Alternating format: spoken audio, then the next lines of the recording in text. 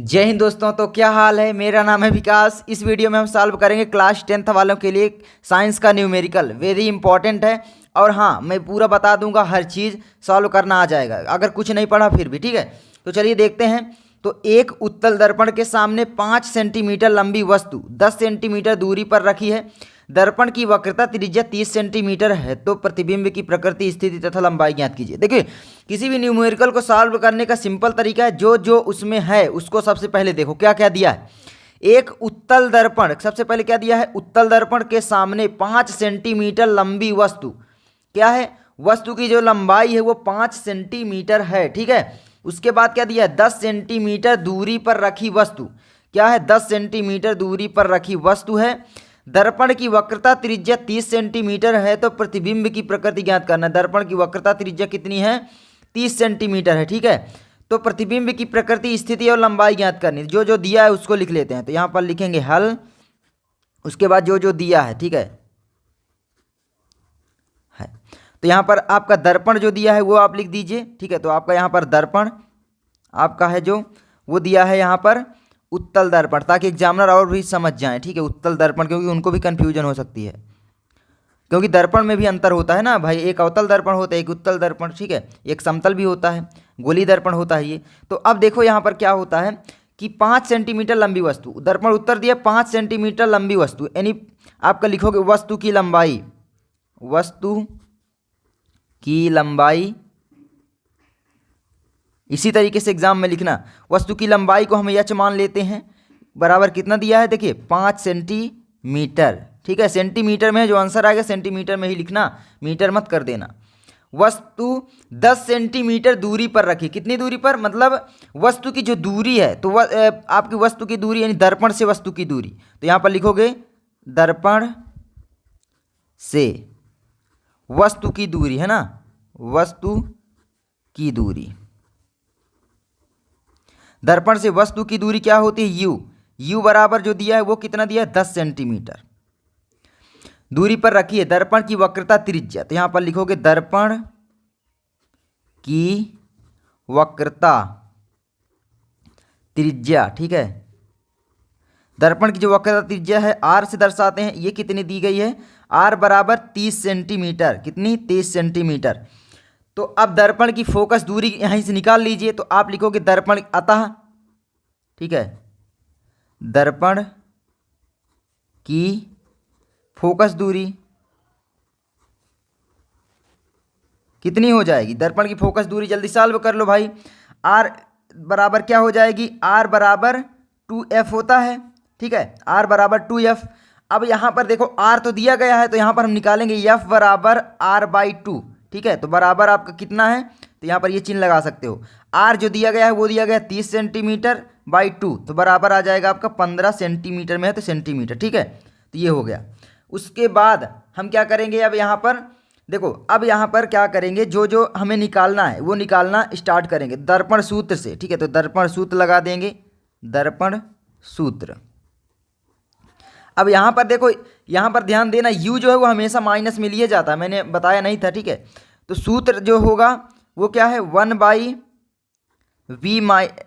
Plus 1/u बराबर 1/f, यही सूत्र होता है। तो बस सूत्र में रख दीजिए, हमें v निकल आए, क्योंकि हमें v ही निकालना है। तो यहाँ पर आप ऐसे लिख सकते हो, v equal to question mark, जो जो निकालना है। देखो क्या क्या निकालना है, प्रतिबिंब की प्रकृति, स्थिति तथा लंबाई ज्ञात करनी। पर प्रतिबिंब की लंबाई भी ज्ञात करनी है, नहीं एच डैश निकालना है, प्रतिबिंब की लंबाई भी क्वेश्चन मार्क। ठीक है। दो चीज़ें निकालनी है। अब यहाँ पर देखो क्या करेंगे, दर्पण सूत्र में 1/v तो हमें निकालना है, तो v तो कुछ वही है रहेगा, प्लस है तो प्लस 1/u। u कितना दिया गया है, -10 सेंटीमीटर। तो अब यहाँ यहीं पर माइनस लगा दीजिए 1/10, क्योंकि माइनस पहले से ही है। ठीक है। तो ये minus equal to 1/f। f कितना हमने निकाला देख सकते हो, 15 सेंटीमीटर। दर्पण कौन सा है, उत्तल, इसलिए f क्या होगा, पॉजिटिव होगा। ठीक है। तो f तो आपका पॉजिटिव ही होगा। तो यहाँ पर कितना निकाले, 15 सेंटीमीटर, तो यहाँ पर 15 रख देंगे। ठीक है। ये हो गया, देख सकते हो आप। उसके बाद हम क्या करेंगे, 1/v, ये वाला चिन्ह लगा सकते हो आप। ठीक, क्योंकि इधर इक्वल चल रहा है। तो 1/v इक्वल टू 1/15, तो वही रहेगा। इसका पक्षांतर इधर होगा, तो ये माइनस का है, तो ये प्लस का बन जाएगा 1/10। ठीक है। अब इनका एलसीएम लेंगे, तो एलसीएम आप ले लीजिए, तो कितना आएगा इसका एलसीएम, तो 1/10 v इक्वल टू आपका निकल के जो आएगा, इसका एलसीएम निकाल लीजिए। कितना आएगा एलसीएम? 15 और 10 का। देखिए मैं यहाँ पर निकाले दे रहा हूँ। 15 और 10 का एलसीएम जो आएगा, देखिए 10 कटेगा 5 से, ठीक है, तो यहाँ पर 10 कटेगा किससे? 5 से, 2 से, ठीक है, तो ये 5 आ गया, और ये 15 कटेगा 3 से, तो 5 वही रहेगा, तो यहाँ पर 5 3 और 5 5 से कट जाएगा, 5 15 दूनी 30 आ गया। तो यहाँ पर आप लिखोगे 30। अब 15 का इसमें पहाड़ा पढ़ोगे, 15 दूनी 30, यानी 2 बार गया, 2 का गुणा 1 में होगा तो 2 1 कम 2, प्लस है तो प्लस, 10 का गुणा 30 में होगा, 10 3 30, 3 बार गया, 3 का वही गुणा 1 में हो जाएगा, तो कितना हो जाएगा? 3 1 कम 3, ठीक है, ये हो गया। तो इतना हो गया आपका। अब इनको सॉल्व कर लीजिए।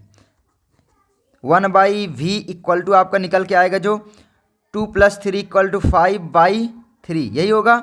अब यहाँ पर निकाल लीजिए, क्रॉस मल्टीप्लाई हो जाएगा, आप ये जानते हो जब इक्वल का चिन्ह होता है तो आपका ये निकल के आएगा 5v इक्वल टू 30 का गुणा 1 में होगा तो 30, तो v इक्वल टू आपका आएगा 30, और ये 5 गुणा में है तो इधर पक्षांतर होगा तो भाग में जाएगा, 5 आ जाएगा, तो v इक्वल टू आपका निकल के आएगा 5 छक्का 30 यानी 6 आ गया। देखिए v का मान पॉजिटिव आया। अब यहाँ पर प्रतिबिंब की प्रकृति कैसे आप निकालोगे? देखो v का मान क्या आया है? पॉजिटिव। अब यहाँ पर हम उत्तल दर्पण बना लेते हैं इस तरीके से, ठीक है, इस तरीके से कुछ उत्तल दर्पण बनता है। ये यहाँ पर इसका पोल होता है P, और यहाँ पर वक्रता केंद्र होता है मान लो, और यहाँ पर फोकस होती है, और यहाँ पर भी इसकी फोकस होती है, यहाँ पर भी इसका C होता है। अब इस तरीके से ये दर्पण बनते हैं कि मैं जल्दी जल्दी बता रहा हूँ, ठीक है, बाकी प्रकृति निकालने के लिए सिंपल तरीका है। तो देखो अब इसमें प्रकृति कैसे आप जानोगे, तो आपका जो u का मान क्यों माइनस होता है? आपने x अक्ष और y अक्ष पढ़ा होगा कि x अक्ष इधर क्या होता है? माइनस होता है, इधर आपका पॉजिटिव होता है, ठीक है। इसी तरीके से ऊपर आपका पॉजिटिव होता है, नीचे आपका माइनस का होता है, जानते हो आप इतना। अब यहाँ पर देखो क्या होगा, तो भाई इधर अगर u है, u इधर है, जब यहाँ मान लो u है, यहाँ से जब प्रकाश जाएगा इस तरीके से तो यहाँ पर टकराएगा, टकराने के बाद क्या है, ये इधर निकल जाता है। इधर उत्तल दर्पण की बात कर रहा हूँ, अवतल की नहीं, तो सॉरी, ठीक है, तो इधर निकल जाता है, लेकिन इसका आभास कहाँ पर हो रहा होता है? इधर, ठीक है, यहाँ। तो ये आभासी प्रतिबिंब बनता है। आभासी प्रतिबिंब जब बनता है तो वो कौन सा प्रतिबिंब बनता है? अगर आभासी बनेगा तो प्रतिबिंब हमेशा सीधा बनेगा। तो यहाँ पर लिखोगे प्रतिबिंब की प्रकृति, ठीक है, तो यहाँ पर लिखोगे, देखो मैं बता दे रहा हूँ, ठीक है, तो यहाँ पर आप लिखोगे प्रतिबिंब की प्रकृति, प्रतिबिंब की प्रकृति, ठीक है, तो एग्जामिनर को साफ साफ समझ में आएगा। प्रतिबिंब की प्रकृति क्या होगी भाई? देखो आभासी तो बनेगा ही, क्योंकि v का मान क्या आया है? पॉजिटिव आया है, v इधर बन रहा है ना भाई, तो v पॉजिटिव आया है, और ये आभास होता है। देखिए एक्चुअल में ये नहीं होता, आभासी लाइन होती है। तो अब यहाँ पर प्रतिबिंब की प्रति क्या होगी? आभासी, अवतल होता तो वो आपका वास्तविक होता, आभासी, आभासी बनेगा तो सीधा बनेगा, ये आप जानते हो, सीधा, आभासी, सीधा। अब यहाँ पर क्या होगा? देखो v का मान कितना आया है? 6 सेंटीमीटर, और आपका जो u का मान दिया था वो कितना दिया था? 10 सेंटीमीटर, ठीक है, ये देख सकते हो यहाँ पर u का मान 10 सेंटीमीटर और v का मान 6 सेंटीमीटर। अतः प्रतिबिंब जो होगा वो क्या होगा भाई? वस्तु से दूर, ठीक है, वस्तु से दूरी पर बनेगा, सॉरी वस्तु से पास में बनेगा ना, क्योंकि ये तो 10 सेंटीमीटर था और ये 6 सेंटीमीटर है कुल, तो आपका ये हो जाएगा दर्पण के नज़दीक लिख सकते हो, या 6 सेंटीमीटर की दूरी पर, 6 सेंटीमीटर, दर्पण से 6 सेंटीमीटर की दूरी पर, इस तरीके से लिख सकते हो, की दूरी पर। तो देखिए रटा नहीं जाता, ये सब अपने दिमाग में बैठा लिया जाता है, इस तरीके की चीज़ें इन्हीं में से सॉल्व हो जाती हैं। अवतल होता तो क्या होता? उत्तल होता। बाकी अब हम सॉल्व करते हैं। h बराबर 5 सेंटीमीटर, तो हमें h डैश निकालना है। तो h डैश वाला फार्मूला जो होता है वो मैं आपको बता देता हूँ, h डैश बाई, ठीक है, तो यहाँ पर आपका फार्मूला जो होगा, ठीक है, उसको लगा देना है, ठीक है, तो यहाँ पर वो वाला फार्मूला लगा देंगे भाई, जो वो वाला है आवर्धन वाला। तो आवर्धन यम बराबर, देखिए मैं शॉर्ट में बता रहा हूँ, इसको बोलते हैं आवर्धन यम बराबर h डैश बाई h बराबर v अपान u, लेकिन ये माइनस का होता है। अब यहाँ पर ध्यान देना थोड़ा सा, h डैश क्या है? किसकी लंबाई है? देखिए h डैश जो है वो प्रतिबिंब की लंबाई है, h जो है वस्तु की लंबाई है। इसी तरीके से ये दर्पण से प्रतिबिंब की दूरी v है और दर्पण से वस्तु की दूरी u है, ये ध्यान रखना।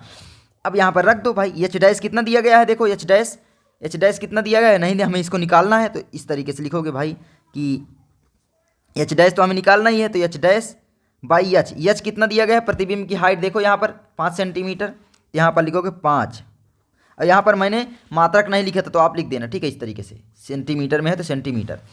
अब यहाँ पर एच डैश बाई एच बराबर, एच तो 5 है, बराबर माइनस वी अपान यू। तो वी कितना दिया गया है देख सकते हो, वी पॉजिटिव में 6 आया है, तो यहाँ पर हम लिखेंगे 6, ठीक है। तो यहाँ पर लिखेंगे 6 बाई यू। यू कितना दिया गया है आप देख सकते हो, यू हमेशा माइनस में ही होता है। कितना दिया गया है यू, 10 सेंटीमीटर। तो यहाँ पर लिखोगे -10, ठीक है।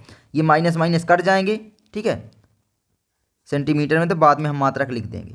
अब एच का गुणा 10 में होगा तो 10 एच यही होगा, बराबर 6 का गुणा 5 में 6 पंचे 30, ठीक है, यही होगा।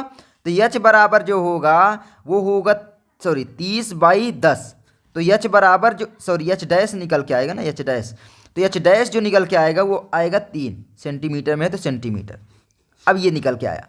अब देखो एच डैश 3 आया और एच कितना दिया है, प्रतिबिंब की जो लंबाई है, यानी प्रतिबिंब कितनी बड़ी है, लंबाई है उसकी, है ना, वो 5 है। लेकिन जो आपकी प्रतिबिंब, सॉरी यार क्या ही मैं बोल रहा हूँ, वस्तु की जो लंबाई है वो 5 सेंटीमीटर दी गई है और प्रतिबिंब की लंबाई एच डैश कितनी निकल गई, 3, यानी वस्तु जो है वो क्या होगी, प्रतिबिंब से बड़ी होगी। या आप लिख सकते हो कि प्रतिबिंब वस्तु से छोटा होगा, क्योंकि वस्तु तो 5 सेंटीमीटर है और प्रतिबिंब ये है। तो अब लिखोगे यहाँ पर, यहीं पर, ठीक है, यहीं पर मैं, तो आप लिखोगे वस्तु,